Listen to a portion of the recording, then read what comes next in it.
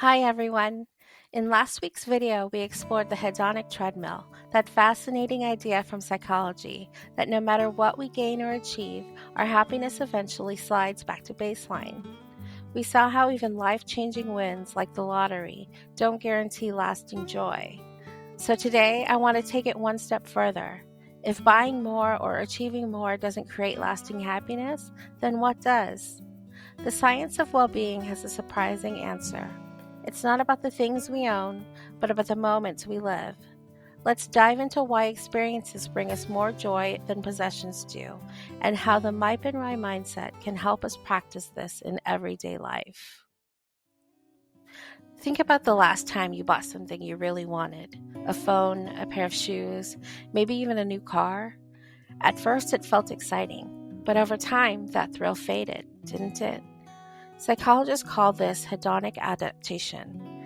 As humans, we have the ability to adapt quickly. Our brains are wired to get used to new circumstances, even good ones. A shiny object quickly becomes just part of the background. And because of that, we're left searching for the next thing, and then the next. It's a cycle that keeps us moving, but rarely keeps us satisfied. Now let's flip the script. Think of your favorite memory with someone you love, or maybe even just by yourself. Maybe it was a trip, a dinner, a concert, or even a silly late night conversation with a friend. Notice how just recalling that memory brings a little smile to your face. That's the power of experiences. Studies by researchers like Thomas Gilovich at Cornell show that experiences bring more lasting happiness than material goods. Why? Because experiences become part of who we are. They shape our stories, our connections, and the way we see the world. A new gadget might lose its sparkle, but that moment you laughed so hard with a friend, that joy keeps resurfacing. Remember that story I told you last week of how my friend and I would meet at the mall every month for retail therapy? I mentioned that I have no recollection of what we bought. But looking back, I've realized I do remember the moments we had while we're shopping, like funny stories we would tell each other, or how we sometimes ran into other friends, or even which restaurants we tried. This is just a personal example of how the actual experiences stick more than the material stuff. Research highlights 3 big reasons why experiences beat possessions. First, experiences connect us. Shared moments strengthen relationships, which are one of the biggest predictors of long-term happiness. Second, experiences grow in value over time. Unlike objects that wear out, memories often get sweeter the more we revisit them. And lastly, experiences resist comparison. It's easy to compare who has the newest phone, but your unique trip, your inside joke, your special day, that's yours.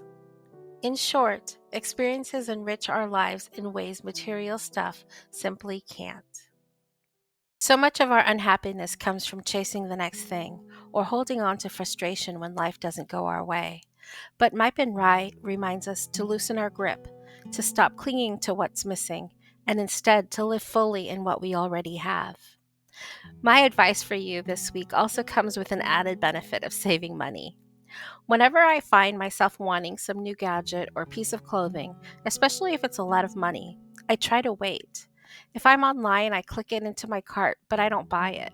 Sometimes the act of just doing that will bring me some joy. If not, I just give myself 2 weeks.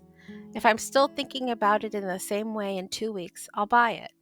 Most of the time, though, I've long forgotten to go back.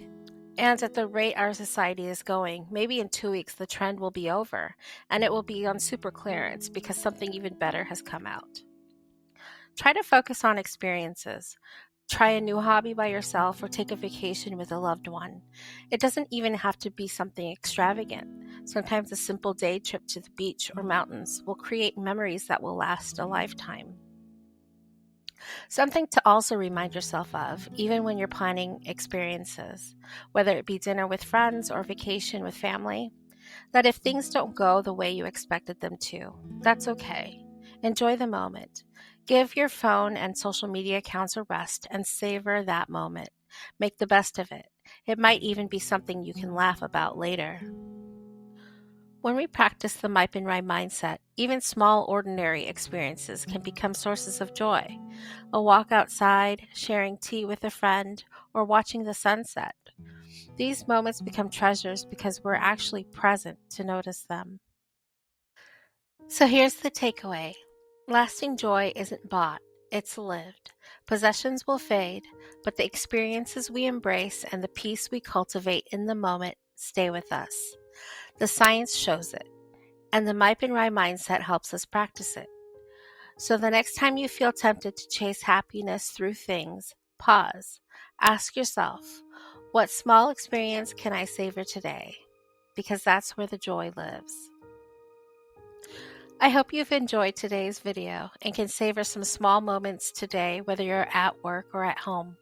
I've linked part 1 of the series on the screen for you. And if you haven't already, please consider subscribing so you don't miss the next part of this 4-part series. Thanks for watching, and I will see you in the next one.